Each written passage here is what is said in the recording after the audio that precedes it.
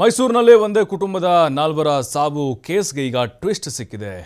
ಸಾಲದ ಸುಳಿಗೆ ಸಿಲುಕಿ ಮನನೊಂದು ಇಡೀ ಫ್ಯಾಮಿಲಿ ಸೂಸೈಡ್ ಮಾಡಿಕೊಂಡಿದೆ ಅನ್ನೋದು ಗೊತ್ತಾಗಿದೆ. ಒಂದೇ ಕುಟುಂಬದ ನಾಲ್ವರು ಸಾವನ್ನಪ್ಪಿರುವಂತಹ ಪ್ರಕರಣಕ್ಕೆ ಟ್ವಿಸ್ಟ್ ಸಿಕ್ಕಿದೆ. ಈಗ ಅಂದರೆ ಕಾರಣ ಗೊತ್ತಾಗಿದೆ, ಸಾಲ ಮಾಡಿಕೊಂಡಿದ್ರು ಅನ್ನೋದು.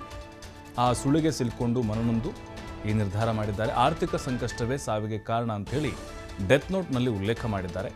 ವಿದೇಶದಿಂದ ಬಂದ ಬಳಿಕ ಸಾಲ ಕಟ್ಟೋಕೆ ಚೇತನ್ ಪರದಾಡ್ತಾ ಇದ್ರು.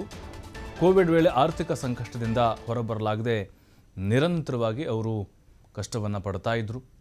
ಅಂದರೆ ಕೋವಿಡ್ ಸಂದರ್ಭದಲ್ಲಿ ಸಿಕ್ಕಾಪಟ್ಟೆ ಲಾಸ್ಗೆ ಒಳಗಾಗಿದ್ದರು. ಡೆತ್ ನೋಟ್ನಲ್ಲಿ ಸಾವಿಗೆ ಕಾರಣವಾದ ಅಂಶಗಳನ್ನು ಉಲ್ಲೇಖಿಸಿ ಆತ್ಮಹತ್ಯೆಯನ್ನು ಮಾಡಿಕೊಂಡಿದ್ದಾರೆ. ಈಗಾಗಲೇ ಅವರ ಮೃತದೇಹಗಳನ್ನು ಕೂಡ ಆಸ್ಪತ್ರೆಗೆ ಮರಣೋತ್ತರ ಪರೀಕ್ಷೆಗೆ ಶಿಫ್ಟ್ ಮಾಡಲಾಗಿದೆ. ಅಸಲಿ ಕಾರಣ ಅಂತ ಹೇಳಿದ್ರೆ, ಈಗ ಅಲ್ಲಿ ಸಾಲವನ್ನು ಮಾಡಿಕೊಂಡಿದ್ರು ಇವರು. ಸಾಲ ತೀರಿಸಲಾಗದೆ ಈ ರೀತಿ ನಿರ್ಧಾರವನ್ನು ಮಾಡಿ ಆತ್ಮಹತ್ಯೆಗೆ ಶರಣಾಗಿದ್ದಾರೆ. ಕೋವಿಡ್ ಟೈಮ್ನಲ್ಲಿ ಸಾಕಷ್ಟು ಸಾಲವನ್ನು ಮಾಡಿಕೊಂಡಿದ್ದರು. ಆ ಒಂದು ಸಾಲವನ್ನು ತೀರಿಸೋಕ್ಕಾಗದೆ, ಅದರಲ್ಲೂ ಕೋವಿಡ್ ಟೈಮ್ನಲ್ಲಿ ತೀವ್ರ ಆರ್ಥಿಕ ಸಂಕಷ್ಟಕ್ಕೆ ಒಳಗಾಗಿದ್ದರಂತೆ. ವಿದೇಶದಿಂದ ಬಂದಂತಹ ಸಂದರ್ಭದಲ್ಲಿ ಕುಟುಂಬಸ್ಥರ ಆಕ್ರಂದನ ಮುಗಿಲು ಮುಟ್ಟಿದೆ.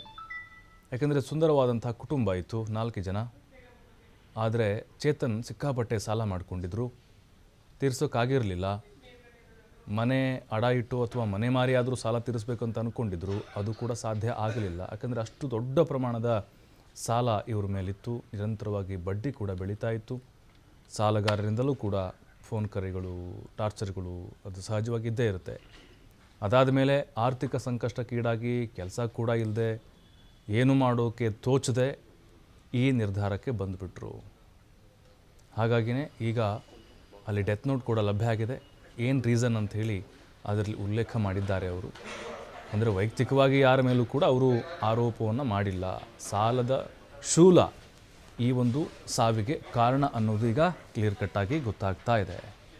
ಯಾಕಂತ ಹೇಳಿದ್ರೆ, ಅವರು ನೋಡಿ, ಈ ವಿದೇಶಗಳಿಗೆ ಹೋಗುವಂಥವ್ರಿಗೆ ವೀಸಾ ಆಗಿರ್ಬೋದು, ಅದರ ಜೊತೆಗೆ ವ್ಯವಸ್ಥೆ ಏನೇನಿರುತ್ತೆ, ಒಂದು ಏಜೆಂಟ್ ರೀತಿಯಾಗಿ ಅವ್ರ ಕೆಲಸವನ್ನು ಮಾಡ್ತಾ ಇದ್ರಂತೆ. ಜೊತೆಗೆ ವಿದೇಶದಲ್ಲಿದ್ದುಕೊಂಡು ಉತ್ತಮವಾದಂಥ ಜೀವನ ನಡೆಸಿ ಬಂದಂಥವ್ರು ಆರ್ಥಿಕ ಸಂಕಷ್ಟಕ್ಕೊಳಗಾದರು. ಕೋವಿಡ್ ಟೈಮ್ನಲ್ಲಿ ಬಂದಂಥ ಸಂದರ್ಭದಲ್ಲಿ ಅದು ಹಾಗೆ ಮುಂದುವರೆದಿತ್ತು ಅವ್ರದ್ದು.